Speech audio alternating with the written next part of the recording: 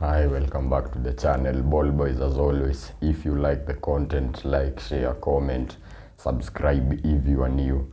And welcome back to the Premier League review show, especially after the weekend's action. And the Premier League has this strange way of making you think one thing while another thing, totally different thing happens. And that brings me to my first game, Bournemouth versus Liverpool. Now, in my preview, I said that I don't see Bournemouth getting a result in any way, shape or form, and how wrong I was, because Bournemouth managed to beat Liverpool 1-0, a Philip Billing goal. He's on form as well. He's very good midfielder, tall, athletic, goal scoring as well. I'm sure Bournemouth really treasure him and what he brings to the team.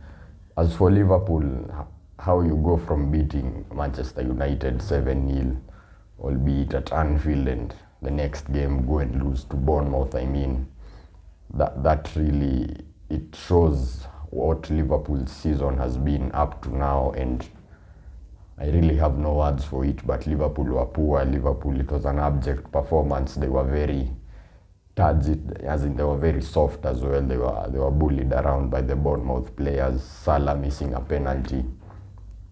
I mean, I've never seen Salah not hit the target. It's the first time Salah has not hit the target from a penalty in the Premier League, and what a bad way to miss the penalty as well.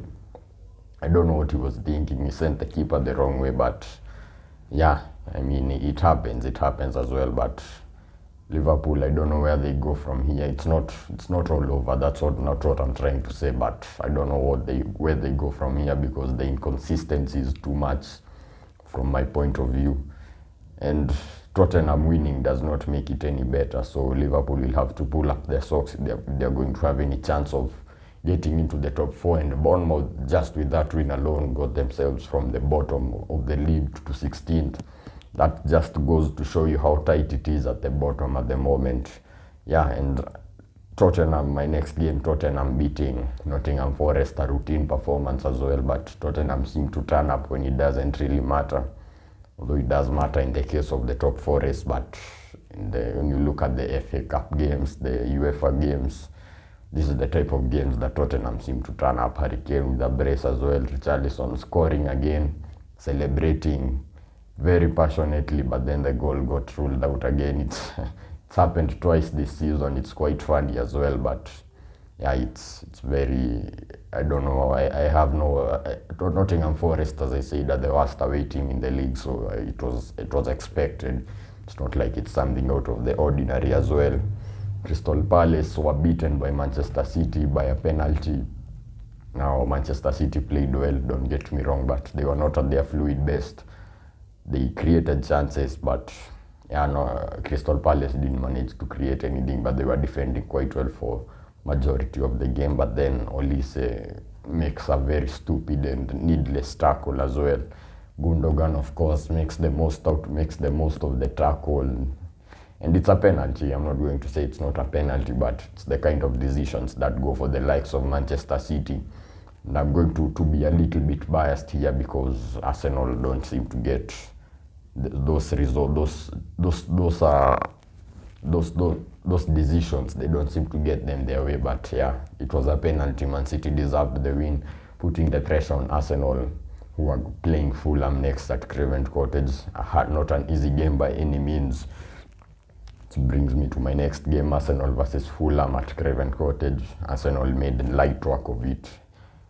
Watching as an Arsenal fan before the game, I'm quite nervous, because I'm quite wary of what Fulham can do to us on the counter. They're a very well structured team, well drilled team. They know how to press as a unit as well, but they kind of played into Arsenal's and Arteta's hands, because the more they pressed Arsenal are really comfortable playing under pressure and playing out from the back. And the second goal, the Martinelli goal, epitomizes that, from Saliba at the back, finding space on the Fulham players are concentrated on one side of the pitch pressing, but then just with one pass, the play is switched to the other side of the field. And Granit Xhaka, Trossard combine well. Trossard with a hat-trick of assists as well is one of the best signings we've ever made in the January transfer window. That's for sure, because the impact is already had immediately as well. You could have gone for Mudryk, who maybe may become a superstar in the making, but as of now, I don't think there's a better player who could have made an impact, such an impact as Trossard has made on this Arsenal team, and 3 assists as well in the first half. The first player to do that, to make 3 assists in an away game in the first half of an away game, is the first player to do that. So Arsenal looking really good, keeping a clean sheet as well. Gabriel, Saliba playing really well. They were defending very passionately, and they were very intent on keeping that clean sheet, which clean sheets have not been easy to get for Arsenal, or at home, but away Arsenal have been keeping a lot of clean sheets as well. So it was nice to see as an Arsenal fan. Manchester United versus Southampton, a very open game. Of course, the red card to Casemiro changed that game, but it was a red card in my opinion. But although there's a lot of inconsistencies, because I also think the Casemiro one is a red card, then I think the foul on Joe Felix by Ricardo Pereira in that Chelsea versus Leicester game is also a red card in my opinion. Manchester United were quite lucky not to go behind in that game, and any team dogo because a small team. Southampton had a lot of chances. Theo Walcott as well, he is finished. That's what it is. He used to be a very pacey player, but the pace is gone. He's just finished. He can't finish the ball as well. He's very poor at the moment. He had very good chances that he should have scored, but De Gea also made a couple of good chances, but so did Gavin Bazunu. Yeah, and it was a very end-to-end. It was not a boring 0-0. It was a very entertaining 0-0. And yeah, Manchester United dropped points at home to a relegation side. It's not the worst of points for Southampton, all things considered, but I'm sure they should have. They left there feeling they should have won that game. But Manchester United dropping points, I think that will put them out of the title race. But yeah, they still have top 4 to go for in the FA as well, and in the Europa League, so it's not all over for them. Leicester versus Chelsea. Chelsea won 3-1 as well. Chelsea played really well. I think we are starting to see what Graham Potter wants to do with this Chelsea side. His players as well, at least the attacking players. Joe Felix looked really good. Enzo Fernandez looked really good. Mudryk looked really good as well. And it's all coming together for Chelsea. You have to wait and see. 3 games does not change what has happened, although it starts to bring the fans on Graham Potter's side, and he's buying himself some time. That's the most important thing. Though Chelsea played really well, Leicester are really poor at the moment. They're in real danger of getting relegated with the likes of West Ham, and it will be very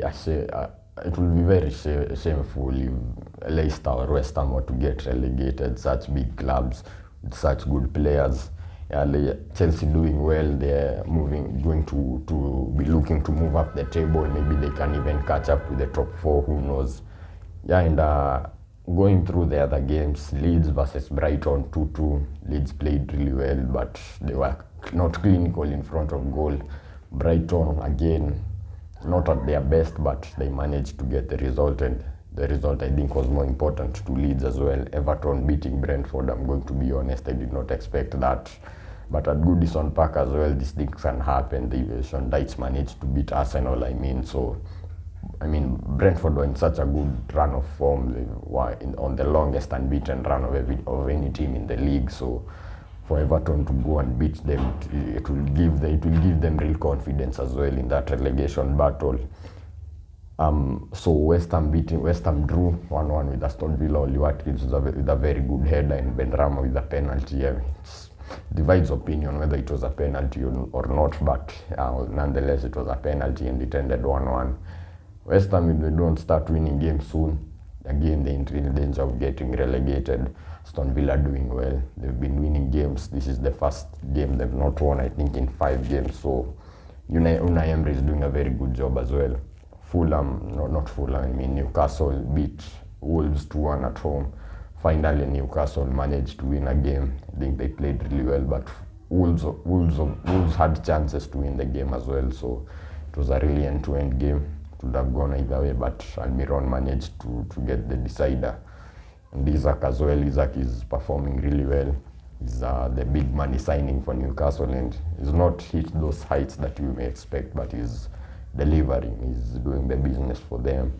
So that's the review for this week. If you like the content, like, share, comment, subscribe if you are new, and see you in the next video.